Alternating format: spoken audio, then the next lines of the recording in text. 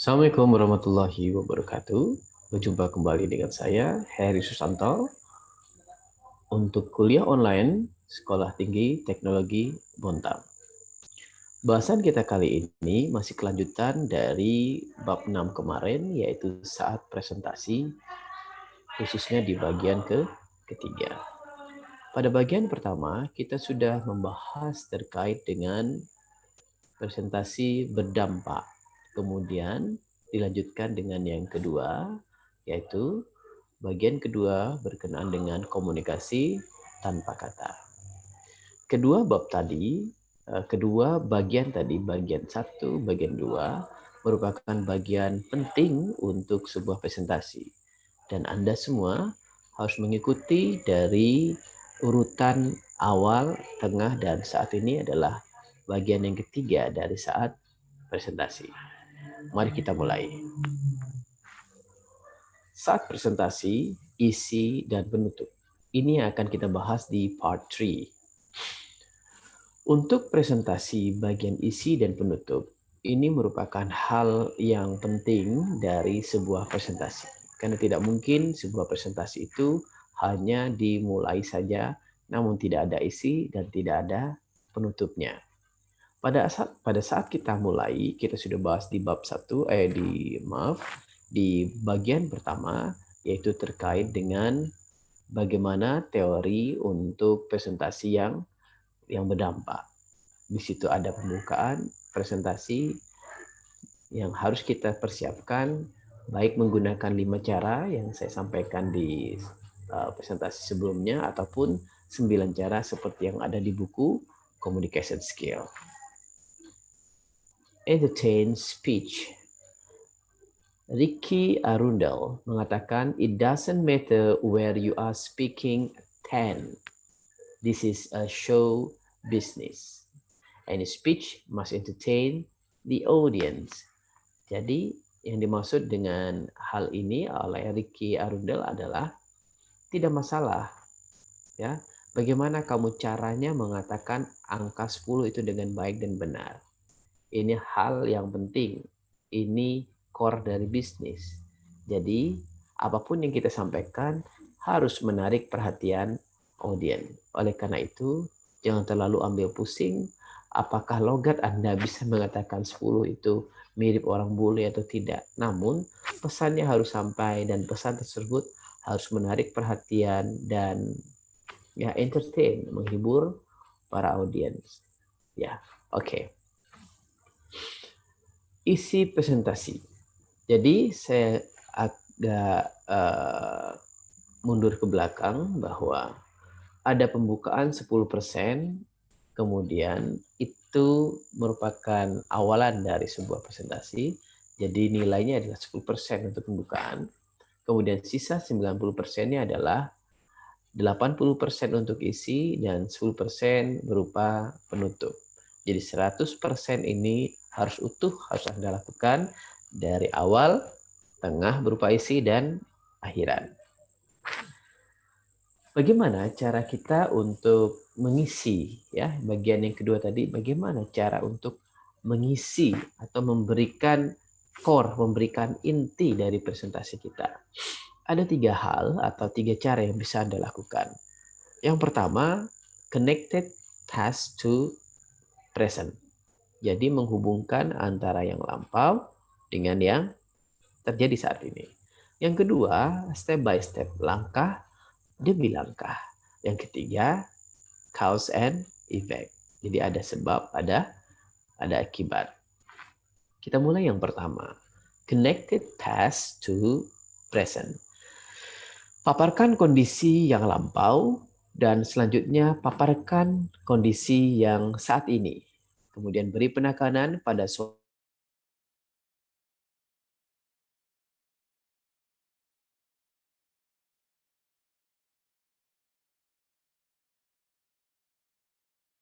audiens mengenai kisah sukses seseorang. Itu bisa. Artinya kisah sukses itu endingnya pasti sukses. Berarti awalannya berarti kegagalan. Jadi ceritakan kegagalan-kegagalan yang dilalui di masa lampau, kemudian hubungkan dengan yang masa sekarang, bahwa kegagalan itu telah berubah karena ada cara-cara tertentu sehingga menjadi dia berhasil atau sukses. Ya. Jadi kisah sukses itu bisa menjadi salah satu topik yang bisa menggunakan cara connected task to present. Selanjutnya, step by step. Paparkan prosedur maupun poin-poin yang berurutan. Misalnya kecil ke besar, atau kecil, menengah, besar. Lokal, nasional, internasional. Offline, online. Atau offline, semi-online, kemudian online, full online. Kemudian akhirnya beri call to action atau ajak pada audiens. Jadi prosedur ini cocok sekali jika Anda misalnya mahasiswa, bisa di tugas akhir nanti sebagai pengganti dari UAS, ada yang bertugas untuk menjelaskan mengenai produk.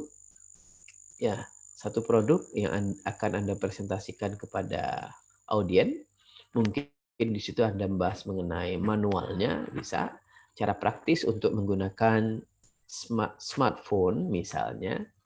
Cara untuk unboxing suatu alat atau gadget yang keren boleh. Ya. Disitulah Anda gunakan step by step. First, second, third, next, finally, in the end, dan lain sebagainya. Jadi kalau dalam bahasa Indonesia, pertama, kedua, berikutnya, selanjutnya, akhirnya. Jadi ada tahapan-tahapan. Tahun 1885, tahun 1900, tahun, ada prosedur-prosedur untuk membahas atau untuk menjelaskan mengenai sejarah. Bisa seperti itu ya. Jadi step by step. Selanjutnya adalah cause and effect. Paparkan hubungan sebab akibat. Contohnya adalah memaparkan terkait cara baru atau merubah cara produksi lama. Jika Anda menggunakan cara produksi lama, maka yang terjadi seperti ini.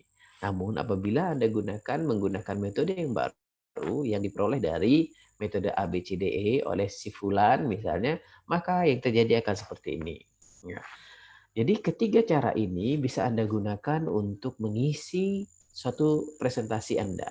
Dan perkuat presentasi tersebut dengan nonverbal. Ingat, sehebat apapun Anda menyusun kata dalam teks, dalam skrip, dalam PowerPoint Anda, namun apabila tidak diperkuat dengan verbal, nonverbal yang lain, misalnya kontak mata, cara Anda berbicara, baik intonasi, volume, pace, dan lain sebagainya, termasuk gerak tubuh Anda atau body language Anda, maka itu akan sia-sia. Jadi seperti robot saja Anda akan melakukan presentasi tersebut.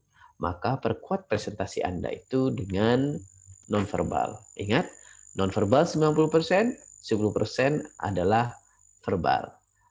Maka untuk mendeliver isi ini menjadi lebih baik, perkuatlah pesan tersebut. Bisa menggunakan simbol-simbol yang lain. Misalnya di dalam PowerPoint itu visualnya diperbaiki. Jika Anda membicarakan mengenai bumi itu rusak, maka dalam visual PowerPoint Anda atau mungkin bentuk video menggambarkan begitu rusaknya bumi saat ini. Bisa. Jadi perkuatlah pesan-pesan itu dalam bentuk visual maupun audio. Ya. Dan hal ini bisa juga dilakukan oleh satu software berupa PowerPoint. Mungkin ada di antara Anda yang tidak menggunakan PowerPoint, bisa saja. Karena semua orang bisa nyaman dengan alat bantu mereka masing-masing. Misalnya menggunakan boneka, menggunakan drama, menggunakan sticky note pun juga bisa terjadi. Apalagi bisa menggunakan video dan bercerita ya.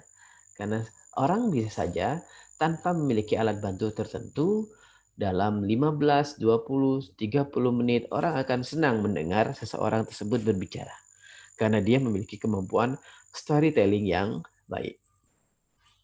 Oke. Selanjutnya, saat Anda mengisi atau sudah di tahapan isi, baik tahapan awal maupun isi, sampai akhir pun, bisa saja Anda berada di podium. Jadi saat Anda berada di podium, jadi ingat, di awalan Anda bisa katakan kepada podium, baik saudara-saudara sekalian, saya akan gunakan podium karena nanti akan ada saya presentasikan di sisi sebelah kiri berupa visual untuk Anda. Jadi lebih baik untuk saya, posisi saya ada di sebelah kanan di podium. Misal, jadi tell the audience your position. Bisa saja seperti itu. Kemudian, synchronize the mic. Jangan lupa mic sebagai alat bantu Anda. Anda bisa menggunakan mic yang Anda pegang di tangan sebelah kiri, tangan Anda bebas untuk melakukan gerakan-gerakan isyarat. Atau bisa saja Anda meletakkan mic itu ada di standingnya. Dia tetap berdiri di tempatnya. Atau bisa saja Anda tidak menggunakan standing mic, tapi Anda menggunakan mic yang sudah yang Anda pasang di baju Anda, sehingga tangan Anda bebas untuk bergerak. Maka ini hal penting, jangan sampai mic-nya tidak berfungsi, mic-nya kadang bunyi atau tidak. Jadi pastikan sebelum kegiatan mic Anda sudah baik. Selanjutnya adalah menu pose. Pada saat Anda di podium, gerakan tubuh Anda, cara jalan Anda ke kanan, ke kiri, ataupun berdiri harus diperhatikan. Latihlah sebelum presentasi. Misalnya, pada saat Anda berdiri, mendekat dan Anda berada di podium, maka rilekslah kaki Anda, rilekskan kaki Anda. Jangan sampai Anda bersender pada dinding yang ada di belakang Anda. Ya, karena itu akan menandakan Anda malas. Jadi tegak saja, tetap percaya diri, tetap jaga senyum dan kontak mata. Kemudian gunakan tangan Anda untuk melakukan isyarat. Posisi Anda menentukan bahwa Anda percaya atau tidak. Pada saat misalnya Anda pun duduk karena terpaksa untuk duduk di depan audiens, maka duduk jangan sampai bersender juga seperti halnya berdiri. Karena apabila Anda bersender, kemudian kaki Anda seolah-olah Anda renggangkan di lantai, itu menandakan Anda itu malas. Anda itu tidak menarik. Anda itu dan tidak tertarik pada audiens. Hati-hati, audiens bisa membaca bahasa tubuh Anda. Selanjutnya, remember the eye contact tadi. Eye contact jangan hanya terpaku pada skrip yang Anda pegang. Kalau tidak pakai skrip, mungkin Anda menggunakan PowerPoint. Jangan hanya terpaku mata Anda pada PowerPoint. Ingat, ada audiens di depan sana. Jangan sampai Anda membelakangi audiens karena terfokus pada PowerPoint. Gunakan 7/3. 7 memandang pada audiens, 3 silahkan lihat pada yang lain, termasuk PowerPoint ataupun skrip Anda, sehingga pandangan mata Anda tetap terjaga perhatiannya kepada audiens. Seperti itu. Setelah isi selesai, maka penutup. Untuk bagian penutup, ini kita sebut dengan CTA, Call to Action. Jadi jangan lupa simpulkan materi presentasi Anda dan mengajak audiens Anda terkait dengan pesan yang ingin Anda sampaikan. Bukan terima kasih merupakan penutup utama, tidak. Penutup utama adalah call to action. Simpulkan, parafrasekan apa yang sudah Anda perbincangkan pada isi. Kemudian nadanya dijaga juga. Jangan sampai nadanya menurun. Jadi nadanya samakan pada saat Anda membuka. Dengan penuh percaya diri, tetap jaga kontak mata, simpulkan apa yang Anda telah paparkan, kemudian ajak sesuai dengan pesan yang ingin Anda sampaikan. Jadi, mahasiswa, Pak Heri perlu tekankan sekali lagi, ada beberapa hal yang harus kita tekankan di sini selama part 1, part kedua, ataupun yang part ketiga ini, bagian ketiga ini. Don'ts yang pertama dalam presentasi. Hal-hal yang tidak boleh atau dilarang dalam presentasi. Yang pertama, menjadi orang lain. Siapapun yang menjadi model Anda dalam presentasi, baik itu misalnya Mario Teguh, baik itu Hibram Dunar, Charles Bonar Sirait, atau mungkin sampai dengan Anies Baswedan, atau siapapun yang menurut Anda merupakan idola Anda. Jangan menjadi mereka. jadilah diri Anda sendiri. Karena Anda tidak mungkin menjadi mereka. Seandainya Anda mirip seperti mereka, itu akan lucu, ya, tidak otentik, ya. Jadilah diri Anda. Bagaimanapun presentasi itu milik Anda, bukan milik mereka. Yang kedua, mata terus menatap skrip itu tidak diperbolehkan atau haram. Kenapa? Jika Anda melihat skrip, melihat laptop Anda, melihat PowerPoint sepanjang waktu, menandakan Anda tidak siap, menandakan Anda gugup, menandakan Anda tidak mempedulikan audien. Maka bisa-bisa audien Anda yang semula 50 akan berkurang karena Anda tidak hadir di sana untuk memperhatikan mereka, sisanya tinggal 10 atau 5 orang saja. Jadi, hindari mata untuk terus-menerus melihat skrip ataupun layar presentasi. Yang ketiga, bicara tidak terkontrol. Bisa saja bicara Anda terlalu cepat atau bisa saja bicara Anda terlalu lambat, padahal waktunya terbatas. Misalnya butuh waktu 30 menit untuk Anda, pergunakan 30 menit pembukaan, penutup, dan pembukaan, isi, dan penutup. Jangan sampai hanya sampai diisi, buru-buru, terima kasih karena waktu sudah habis. Harus pas. Ya, kemudian jangan juga bicara itu bergumam. Maka harus jelas, clear intonasi kita. Keempat, hilangkan kata pengisi yang berlebihan, ya. Apa ya? Sepertinya nah gitu. Itu tidak enak didengar. Jadi pelan-pelan Anda hilangkan kata itu, minta bantuan orang lain untuk mendengarkan presentasi Anda pada saat Anda latihan, minta koreksiannya, lama-kelamaan Anda akan menjadi jauh lebih baik. Dan berikutnya yang terakhir, banyak minta maaf. Baik awal maupun akhir, tidak usah minta maaf. Kurangi minta maaf. Kalau itu tidak penting, jangan minta maaf, ya. Jangan minta maaf sepanjang waktu. Assalamualaikum warahmatullahi wabarakatuh. Mohon maaf saya datang terlambat. Mohon maaf saya karena terlambat tadi, maka skrip saya tertinggal di rumah. Mohon maaf waktunya harus saya potong karena saya harus menerima telepon dan lain sebagainya. Mohon maaf tidak diperkenankan hadir di tengah-tengah Anda presentasi karena ketidaksiapan Anda, karena ketidaktahuan Anda, karena hal yang lain yang seharusnya tidak boleh Anda ucapkan. Do in presentation. Berarti kalau tadi dilarang, bagaimana seharusnya dalam presentasi? Yang pertama, gunakan bahasa tubuh. Karena 90% kesuksesan presentasi adalah dari non-verbal. Yang kedua, jaga kontak mata dengan audien. Gunakan aturan 7:3.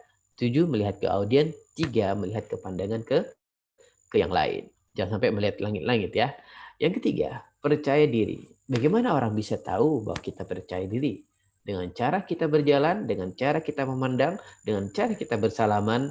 Semakin kita firm bersalaman, maka semakin percaya diri yang akan muncul dalam raut muka kita. Yang keempat, gunakan alat bantu. Tidak selamanya orang bisa berbicara dalam 15, 20, 30, 1 jam tanpa alat bantu. Jarang ada yang seperti itu. Mungkin zaman dulu karena tidak ada alat bantu, maka yang hebat adalah cara dia berbicara. Namun zaman sekarang banyak alat bantu. Jadi tidak ada alasan bahwa tidak semua orang tidak bisa berbicara. Tapi sekarang semua orang bisa berbicara karena ada alat bantu. Gunakan alat bantu. Kemudian berikutnya adalah berdoa. Ya, jangan lupa sebelum Anda presentasi, berdoa terlebih dahulu. Semoga lancar presentasi Anda. Jadi inilah part 3, bagian ketiga dari materi kuliah online kita terkait dengan saat presentasi. Jangan lupa, ada yang disampaikan oleh Dale Carnegie, ini penting untuk kita. Selalu ada 3 pidato bagi setiap orang yang Anda benar-benar memberi. Yang pertama, 1, Anda berlatih. Jadi kita harus berlatih. Yang kedua, 1 yang Anda berikan. Apa yang sudah Anda latih, maka harus ada yang Anda berikan. Yang ketiga, satu yang Anda berharap Anda memberi. Harus ada audiennya tempat Anda memberi. Jadi 3 hal ini menjadi poin penting untuk pidato ya ataupun presentasi.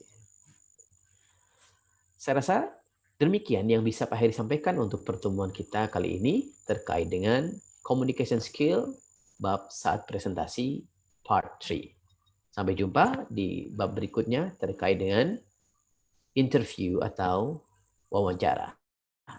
Terima kasih atas perhatiannya. Assalamualaikum warahmatullahi wabarakatuh. Bye-bye.